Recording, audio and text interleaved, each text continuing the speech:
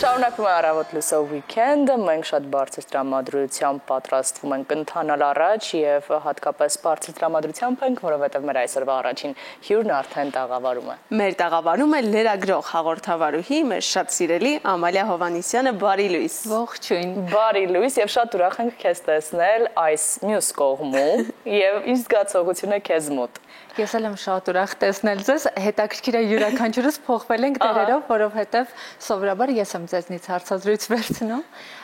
Հետաքրքիր է շատ, զրույցի ընթացքը արդեն ցույց կտա։ Ինձ մի փոքր անսովոր է լինում, հետաքրքիր է, որ այս դիրքում ես ավելի եմ լարվում, քան այն ժամանակ, երբ հարցազրույց եմ վերցնում։ Մենք էլ Ամալիա ջան, երբ հարցազրույց տալիս ենք, հավատա ավելի շատ ենք լարվում։ Լավ, բայց իրական լարվելու կարիք չկա, մեզ մոտ միշտ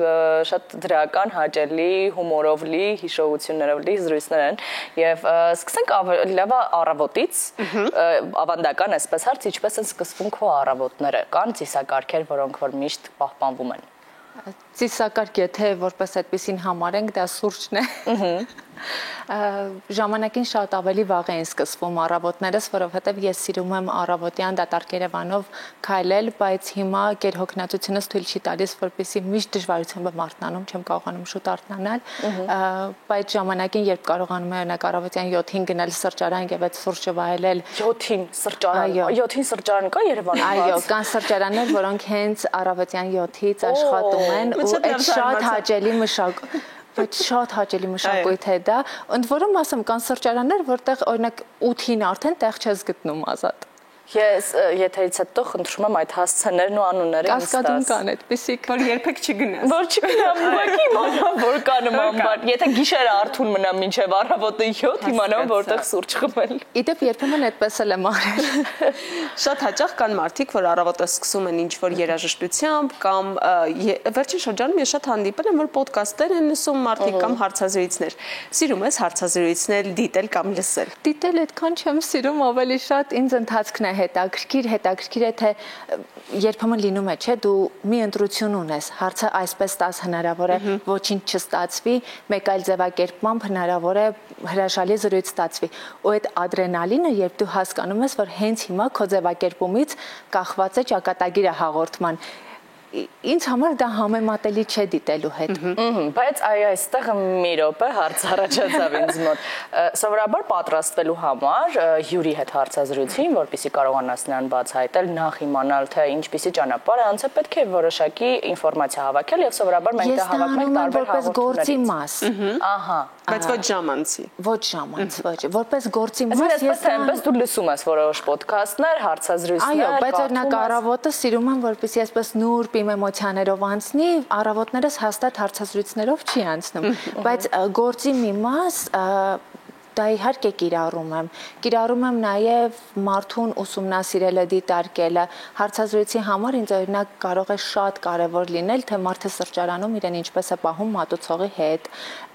այնպիսի նրբություններ կան, որ այդտեղ մարդուն ուսումնասիրելը շատ ավելի մեծ ինֆորմացիա է տալիս քեզ։ Եվ լրագրողից բացի նաև հոգեբանի աշխատանք է իրականացնում Ամալիան, մինչև հյուրը կհայտնվի իր դիմաց, աթոռին կամ բազմոցին, բայց գնանք սկիզբ։ Երբ որոշեցիր, որ պետք է գործունեությունը, չնայած այն ճանապարհի, որը որպես լրագրող, հաղորդավարուհի ճանաչում ենք որպես լրագրող, կայքերից հայտնի կայքերից մեկում, բայց ինչ որ կտրուկ պահից փոխվեց ամեն ինչ։ Ինչու եւ ինչպես եղավ այդ կտրուկ փոփոխությունը, ինչու որոշեցիր, որ այդ օրվանից դու պետք է սկսես առանձին քո գործունեությունը, YouTube-յան քո հարթակը պետք է ունենաս։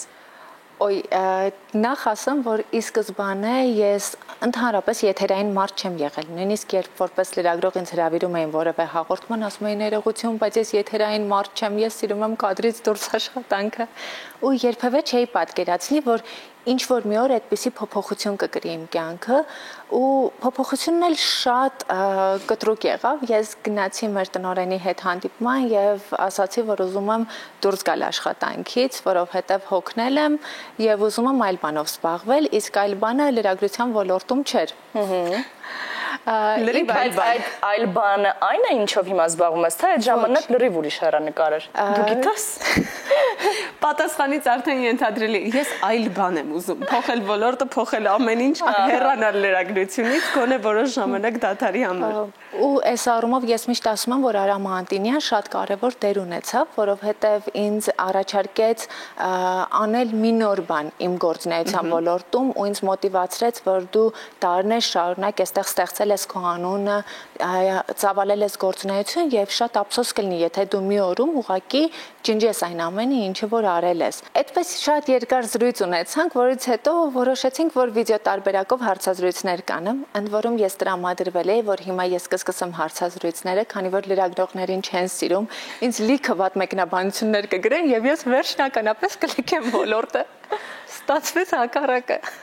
Իդեպ այդ մեկնաբանությունների մասին այսօր ինչպես է առհասարակ մեկնաբանություններին արձագանքում։ Ավելի հաճախ դրականն ես լսում, թե բացասականը եւ երկու դեպքում էլ ինչպես է լինում քո արձագանքը։ Իրականում ես ինձ երջանիկ եմ համարում, որ մեծ մասամբ դրական է։ Բացասական բացարձակ չլինել չի կարող, որովհետև մարդիկ տարբեր են, մարդկանց նախասիրությունները տարբեր են, նույն իմ հանգստությունը որևէ մեկի համար ներողություն, բայց կարող է դինջություն լինել, որովհետև ինչ որ մեկը այլ էներգետիկա է սիրում։ Դա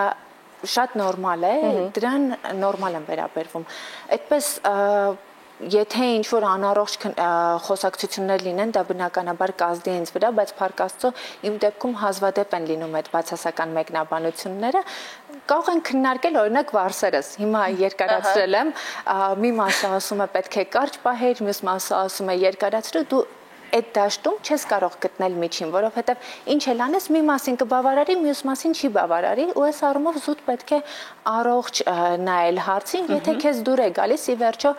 դու ես 24 ժամ քեզ հետ անցկացնում եւ կարևորը դու հայելու մեջ քեզ դուր գաս։ Եվ այս առումով մենք մի հարցից մյուս հարցը տեսանք, թե Ամալյան ինչպես է վերափոխվել եւ կերպարանափոխվել, որովհետեւ եթե մի հարց առաջինքը պատասխանում էր անցած ուղու մասին, որ վախենում էր, մեկնաբանությունները եւ կադրում աշխատանքը, հիմա տեսնում ենք արդեն նրա պատասխանները ինչքան ավելի ինքնավստահ են ու ինքնաբավ։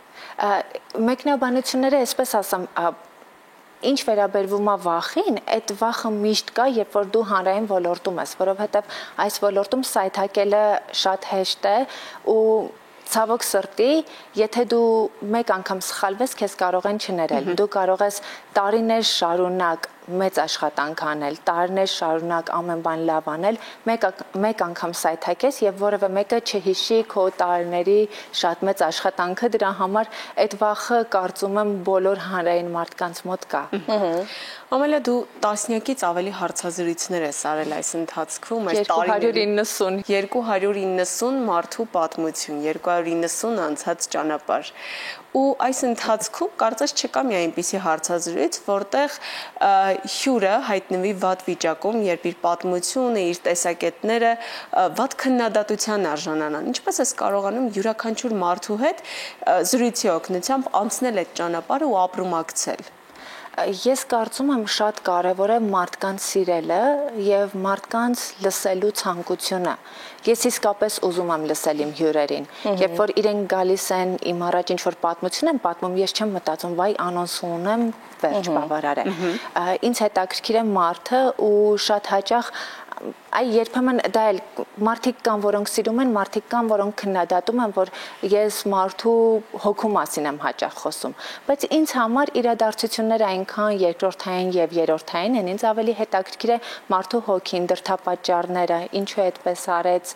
ու այս պարագայում, երբ քո կենտրոնում հյուրն է,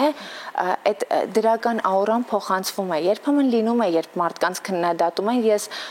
երևի թե այս 290-ից երևի թե 10-ի հասնի կամ չհասնի դեպքերը, երբ հյուրին շատ վատ մեկնաբանություններ են գրել, բայց ես այդ դեպքում շատ տխրում եմ, որովհետև մարդիկ, երբ որոշում են կիսվել իրենց էմոցիաներով, լսարանը պիտի հասկանա, որ յուրաքանչյուր մարդ որևէ որոշում կարող է կայացնել իր կյանքում։ Այստեղ պետք է ունենալ որոշակի սահման, հասկանալու դու կարող ես քեզ թույլ տալ այդ մեկնաբանությունը, թե ոչ։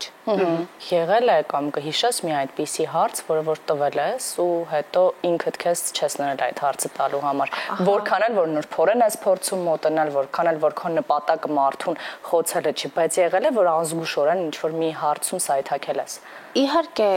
տվել եմ հարց, որը շատ տեղին էր, բայց հետո հասկացա, որ գուցե հյուրից ցավ պատճառեց այդ հարցը ու այդ հարցը կուզեի տված չլինել, մի այդպիսի հարց կա։ Բայց դա հետո հաղորդման մեջ տեղ գտել է, թե դու հանել ես շատ ավելի ուշ եմ հասկացել, որ պիտի, ընդ որում ես չեմ հասկացել, մամաս ասաց, այս հարցը ինչու տվեցիր ու ես նորից վերադարձա այդ հարցին, արդեն արդյոք ճիշտ էր դա տալը, թե ոչ։ Կա այնպիսի մի զրույց, որը կուզեիր այսօր կրկնել, եւ կա այնպիսի մի հարցազրույց, որ այս ճանապարհի ընթացքում քեզ որպես մարդ, որպես կարիերայում գործունեություն ծավալող լրագրող մոտիվացիայի աղբյուր է դարձել։ Կապ չունի պատմությունը որքանով է նման քեզ անձնական։ Տարբեր պատմություններ այդպիսի կան, շատ են։ Ես շատ հաճախ ոգեշնչվում եմ եւ լցվում եմ զրույցներից հետո հազվադեպ լինում են զրույցներ, որոնք ինձ դատարկում են։ Դա նույն են տարբերակն է, երբ ինչ-որ մարդու հետ շփվում ես, որևէ մեկը քեզ շատ էներգիա է տալիս, մեկ ուրիշը էներգիա ուղղակի քամում է։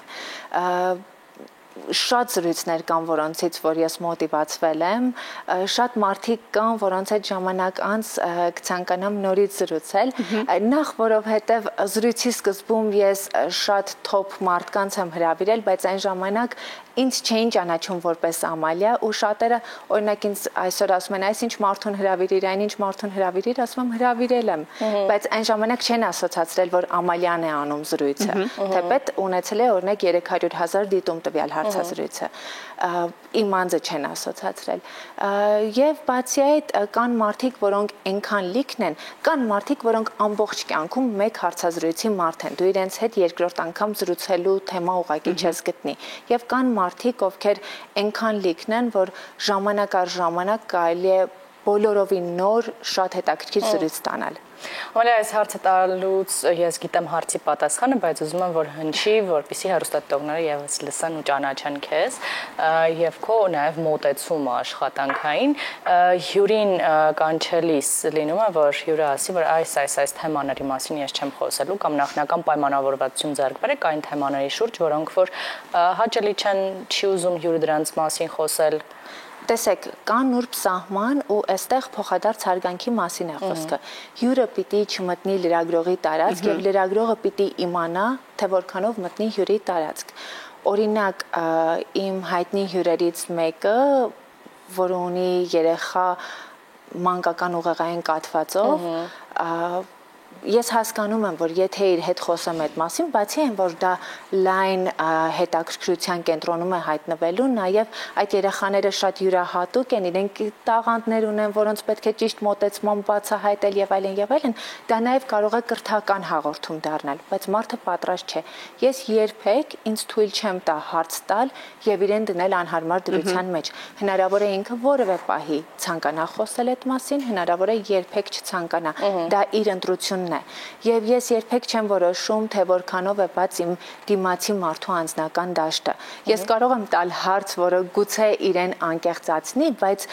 կա մի սահման, որ ինքն է որոշում արդեն։ Իհարկե, ես չեմ կարող հյուրի փոխարեն որոշել եւ կարծում եմ իմ հյուրերն էլ կփաստեն, որ ես երբեք չեմ համոզում խոսել այս կամ այն թեմայի մասին։ Լինում է, որ այսպես մարդուն հետազոտելու աշխատանքը եւ արդեն նրա հետ հարցազրույցի process-ը քեզ համար երկու տարբեր մարդ բացահայտի։ Հա, ես վերջերս իմ հյուրերից մեկին ասացի, որ ես իրեն ճանաչում եմ բավականին երկար տարիներ, այս 13 տարվա ընթացքում ինքը ոչ թե փոխվել է, այլ ուրիշ մարդ է դարձել։ Ում մասին է խոսքը։ Եթե փոփոխությունն էլ դրական է, ինչու չբարձրաձայնենք։ Թեպետ իրականում ինքը ստորիել էր արել ու խոսեց այդ մասին, Լյուսին Հայրապետյան վերջերս զրուցում էինք իր հետ, եւ ես վերջում ասացի, որ դու ոչ թե փոխվել ես, այլ ուրիշ մարդ ես դարձել։ Նաև տեսնում ենք նույն սոցիալական հարթակներից, տարբեր հյուրերի սթորիներից, որ հարցազրույցը տեղի է ունենում, հետո մեկ էլ տեսնում ենք, որ ձևավորվում է ձեր մեջ շատ ամուր ընկերություն։ Ինչպես է դա տեղի ունենում, ինչ ճանապարհ եք անցնում այդ 1-2 ժամվա ընթացքում զրույցի, որ հետո ավելի ջերմ է դառնում այդ կապը։ Կան հարցազրույցներ, որտեղ այնպիսի էներգետիկա է պտտվում, որ դու ուզում ես այդ մարդուն պահել քո կյանքում։ քո ֆենոմենը հաջողության գաղտնիքը ինչու՞մ է կայանում, որ դու շատ այսպես պրոֆեսիոնալ, հետաքննական աշխատանքներ ես կատարում եւ կարողանում ես հոգեբանորեն ճիշտ բացահայտել մարդուն եւ նրա կյանքը եւ մատուցել դա, թե որովհետև դու ունես մարդկային այնպիսի հիմքեր, սկզբունքներ, այնպիսի էություն եւ այնպիսի տեսակ, որ այսպես դա է գրավում մարդուն եւ անկեղծանալու եւ դիտողին, որ ուզում է հետևել այդ զրույցին։ Շատ հետաքրքիր բան կա, հա, մարդկային որակի եւ պրոֆեսիոնալիզմի մեջ։ Դու դրանք ինչպես ես տարանջատում։ Դու հիմա ինձ այնպեսի հարց ես տվել, որ եթե ես հիմա պատասխանեմ, կստացվի ինքնագովեստի։ Ինքնագովեստով ենք այսօր շաբաթ ոչ աշխատանքային ինքնագովեստերի։ Այո, հանգիստ կարող ես դու անկեղծ պատասխանիր, մենք կգովենք հետո։ Կարծում եմ իրականում որոշակի համադրություն կա, այդտեղ եւ կա պրոֆեսիոնալ աշխատանք, ընդ որում մարդիկ երբեմն կարող է չհասկանան, դու այս հարցը ինչու տվեցիր։ Ենթադրենք մարդուն պայմանական եմ ասում, կարող է հարց տան բնության մասին ու մարդիկ չհասկանան ինչ հարց էր դա, իսկ ես գիտեմ, որ ինչու եմ տվել այդ հարցը։ Ու երբեմն մարդիկ շատ ուշադիր դիտողները կարող են նկատել, որ մինչև ես մարդու հետ կխոսեմ իր ամենանուրբ կետի մասին, ինքը ինձ պատմում է այդ մասին։ Մինչև զրույցը ճանաչում ես մարդուն եւ հասկանում ես ինչպես կարելի է իրեն բերել այդ աուրայի մեջ, որպեսզի ինքը ցանկանա քեզ հետ խոսել։ Իհարկե, այստեղ կա նաև վստահությունը եւ մարդկային որակները։ Ես երբեք չեմ ափսոսում կտրել հաղորդումից որևէ կտոր, որը կարող է վնասել մարդուն։ Եթե ես պատմեմ, օրինակ, այսպիսի բան եմ կտրել հաղորդումից, մարդկանց հնարավոր է թվա, որ ես դա պարզապես ասում եմ, բայց իմ հյուրերը գիտեն, որ ես դա պարզապես չեմ ասում, չէ՞ որ իրենք ինձ հետ աշխատելու տարիների փորձ ունեն, ու այդ վստահությունը շատ է օգնում։ Իհարկե, այստեղ կա նաև սահման, ու այդ հարգանքը, որպեսզի լրագրողին էլ չսահմանափակես, որպեսզի ես մարդկային առումով հասկանում եմ, որ կարելի է այստեղ գնալ զիջման, բայց կան նաև տեղեր, որ ես որպես լրագրող չեմ կարող այս կամ այն հարցը չհնչեցնել։ Այդ սահմանները գտնելը, մարդիկ շատ հաճախ գիտեն ես որքան բան եմ խոսում, իսկ ես ու իմ հյուրերը գիտենք ես որքան բանի մասին եմ լռում։ Դա էլ է կարևոր։ Այդ մարդկային որակները եւ պրոֆեսիոնալիզմը իրար հետ համադրվելով ամեն դեպքում։ Եվ վերջապես եթե համաձայնել են, այո, ներողություն, ի վերջո լրագրության հիմքում չվնասելն է ու լրագրությունը իր սկզբնական վիճակով շատ մարդակենտրոն մասնագիտություն է ու երբ դու պահում ես այս բոլոր չափանիշները, դա էլ է պրոֆեսիոնալիզմ։ Ամելիա, դու նաև սկսեցիր զրույցների շարք, երբ պատմում էիր մարդկանց, այս դեպքում զույգերի եւ ոչ միայն զույգերի սիրո պատմությունը։ Մենք տեսել ենք ինչպես են մայր ու դուստր գալիս քեզ մոտ պատմելու իրենց պատմությունը, իրենց կոնֆլիկտների, վեճերի, սիրո մասին։ Ինչու որոշեցիր պատմել սիրո այս կերպերի մասին, որովհետեւ սերը պակասել է։ Իրականում հիմքում շատ նուրբ գաղափար ունեմ, ես լինելով մարդ, որը շատ է սիրում մենակ ժամանակ անցկացնել։ Ժամանակ առ ժամանակ կարիք եմ ունենում մենակ գնալու հանգստանալու, բնության գրկում լինելու եւ շատ կարեւորում եմ ինքնաճանաչողական փուլում շատ եմ կարևորում ինքդ քեզ հետ մնալը, նկատում եմ, որ ժամանակակից աշխարհում այդ մենակության քարոզը տարվում է այնպես, որ մենք կարիք չունենք ուրիշ մարդկանց դերը մեր կյանքում արժեզրկվում է ու այս առումով ես շատ եմ ուզում մարդիկ հասկանան, որ երջանկությունը նաև ուրիշ մարդկանց դերը քո կյանքում չարժեզրկելն է ու մենակությունը լավ է այնքանով, որքանով դու քեզ ես ճանաչում, որքանով դու խաղաղվում ես ուրիշ մարդու համար։ Այո։ Ամալիա, ինչպես ես լիցքավորվում, վերալիցքավորվում, այսպես անցում կատարենք, որովհետև ասացիր, սիրում ես մենակ, բնության գրկում, էլ ինչ տարբերակներ կան, որոնցով դու երբ որ սպառված ես լինում իսկապես, էլ չես կարողանում որևէ տեղից գտնել քեզ բավարար էներգիա, լցվես, վերականգնվես։ Այդ բնության գիրկն է միանշանակ, որովհետև աղմուկը շատ մարդիկ ինձ ինչ որ պահերի կարող են խաղաղությունս ավելի շատ խլել։ Իսկ երբ ես գնում եմ բնության գիրք, այդտեղ խաղաղությունս վերագտնում եմ ու այդտեղ լիցքավորվում եմ։ Ես լիցքավորվում եմ նաև շատ լավ զրույցներից, որովհետև կան զրույցներ, որոնցից այնքան բան եմ սովորում, այնքան բան եմ քաղում, հենց իմ կյանքում էլ այդ կոնցեպտները ինտեգրելու համար տարբեր են իրականում իրավիճակները, կարծում եմ որևէ մեկը այսպես լիարժեք բանաձևեր չի կարող ասել, բայց ինքնապահպանման բնազդը մեխանիկորեն աշխատում է ու երբեմն դու չես էլ հասկանում ինչպես այն վատ իրավիճակից դուրս եկար ու վերադարձար քո խաղաղ վիճակին։ Շատ հաճախ նաև քո զրույցների ընթացքում, հարցազրույցների ընթացքում հյուրերդ խոսում են իրենց վախերի, թուլությունների մասին, երբեմն նույնիսկ բարձրաձայնելու օգնությամբ էլ հաղթահարելու ճանապարհ են ընտրում։ Որոնք են քո վախերն ու թուլությունները այսօր, թե էկրանից մեզ հայտնի Ամալիայի, թե կյանքում։ Իմ ամենամեծ վախերը կապված են մարդկային կորուստների հետ, ֆիզիկապես եւ հոգեպես մարդկային կորուստների հետ։ Դժվար է բաց թողնում մարդկանց։ Ես չեմ հասկանում ինչպես կարելի է մարդուն, որին ընդունել ես քո կյանք, հեշտ բաց թողնել։ Շատ կուզեի, բայց ես դժվար ընդունում եմ, դժվար էլ բաց եմ թողնում։ Քանի որ այսօր առավոտ լույսով weekend-ն է, իսկ մենք weekend-ի ընթացքում միշտ մեր հյուրերի հետ կամ խաղեր ենք խաղում, կամ բլից հարցերով ենք ամփոփում խաղը, կամ էլ թրենդներ ենք փորձում, այսօր մի հետաքրքիր թրենդ կփորձենք միասին ստանալ։ Սա հեշտ թրենդ է եւ շատ համապատասխան է հարցազրույցի ֆորմատին։ Առաջին անգամ այսպես է կոչվում մեր փոքրիկ խաղը։ Կարճ հարցեր են եւ կարճ պատասխաններ ակնկալվում են։ Առաջին անգամ հասկացա, որ մեծացել եմ, Երբ սկսեցի աշխատել իմ գումարը։ Առաջին անգամ բարկացա ինքս ինձ վրա երբ Հասկացա, որ բարկանում եմ։ Իսկապես ես չեմ սիրում, երբ ես բարկացած եմ։ Ես ինձ այդպեսին չեմ սիրում։ Ու այնպես սկսեցի բարկանալ, հետո քո վրա բարկացան, որ էլ չբարկանաս։ Բարկանում եմ, հա։ Առաջին անգամ ինքնամոռաց ապարեցի, երբ Երևի թե դեռ դպրոցական տարիքում էի։ Առաջին անգամ ինքս ինձ զարմացրի, երբ Հասկացա, որ կարող եմ։ Առաջին անգամ մտածեցի լռության մասին, երբ Հասկացա, թե ինչ խորություն կա լռության մեջ, որովհետև երբեմն լռությունը շատ ավելի խոսուն կարող է լինել, քան շատ խոսքեր։ Իսկ առաջին անգամ երազեցի։ Երևի ծնված գիտակից առաջին օրվանից ես երասկոտ մարդ եմ։ Իսկ առաջին անգամ կասկածանքով վերաբերվեցի իրականությանը, երբ Այ դա իմ ամենավատ հատկանիշն է, ես հաճախ եմ կասկածանքով վերաբերվում իրականությանը եւ երբեմն շատ դժվարությամբ եմ գտնում ճշմարտություններ։ Այս շատ խորը հարց է, որովհետեւ ճշմարտությունները շատ այսպես փոխաբերական